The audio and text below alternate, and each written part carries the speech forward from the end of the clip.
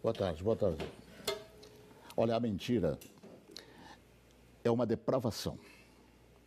E depravação significa, entre outras coisas, falta de rigidez moral, de decoro.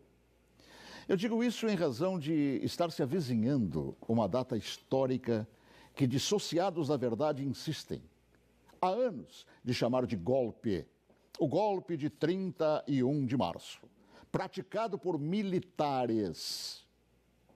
Nessa afirmação, envolvendo a posição de militares, juntam outra depravação em torno do que se conhece por revolução. E explico.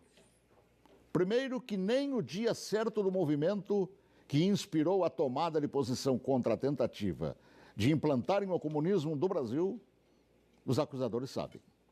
E me cabe corrigir esta falsidade, informando que não foi no dia 31 de março. A tentativa de agitar a intenção, depois de dias de bagunças no país, se deu em 1º de abril. No dia 31 de março, num planejamento de agitação, João Goulart e Leonel Brizola deixaram Brasília e se dirigiram para Porto Alegre, iniciando a tentativa de golpe de esquerda. No dia seguinte, 1º de abril, agitação que deram o nome de Campanha da Legalidade, segundo o movimento de resistência que os incipientes de hoje não sabem, ou se sabem, mentem. E teve como líderes não os militares. Não os militares, que ao longo dos anos são atingidos por espetadas de baixaria. A liderança daquele movimento revolucionário pertenceu a civis que inspiraram o povo brasileiro a sair às ruas aos milhares em todas as capitais, em passeatas que ficaram conhecidas como Marcha da Família com Deus pela Liberdade. E os civis que promoveram e lideraram a revolução foram os governadores, civis, repito, do Paraná, Ney Braga, de Minas Gerais, Magalhães Pinto, da então Guanabara, Carlos Lacerda, do Rio Grande do Sul, Hildo Meneghetti, de São Paulo, Adhemar de Barros, de Santa Catarina, Celso Ramos, além dos jornalistas Roberto Marinho, do Globo, e Assis Chateaubriand, dos diários e emissoras associados, esta última empresa para a qual eu trabalhava.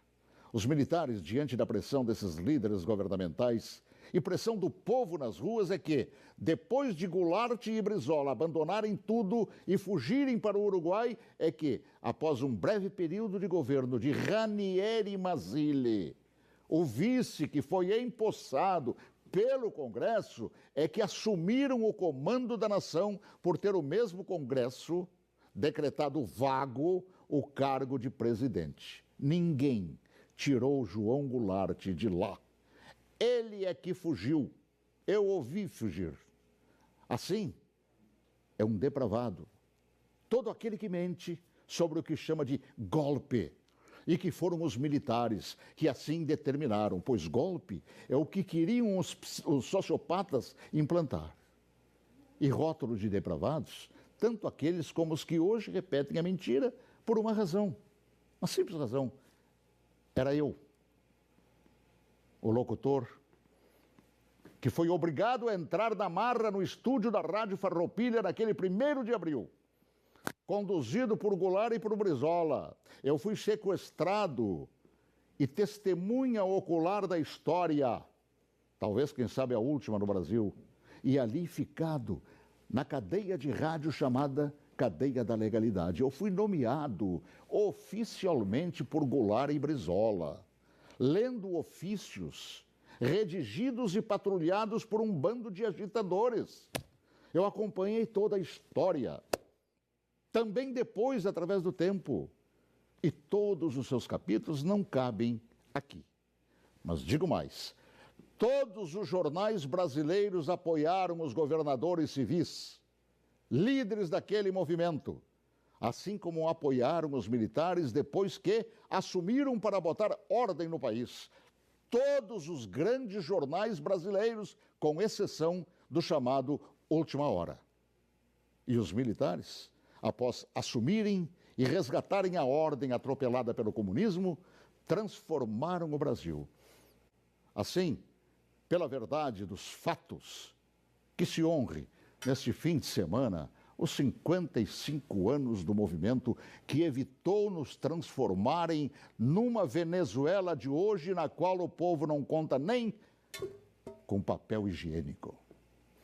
Boa tarde, se Deus quiser, até logo mais, às 18h40, com espaço de ponto de vista. Olha que eu conheço inúmeras histórias suas, Paulo Martins, mas essa eu confesso que eu desconhecia. E essa é verdade, porque eu fui testemunho ocular de tudo. A gente que estuda jornalismo tantos anos ouve falar de diários associados. Jamais imaginei, Paulo, que você estava lá testemunhando tudo isso. Estava lá, no batente, cobrindo, inclusive, isso que hoje mentem por todo o Brasil. Paulo, escreve um livro que eu quero ler. Tá bom? Já comecei. Então tá bom.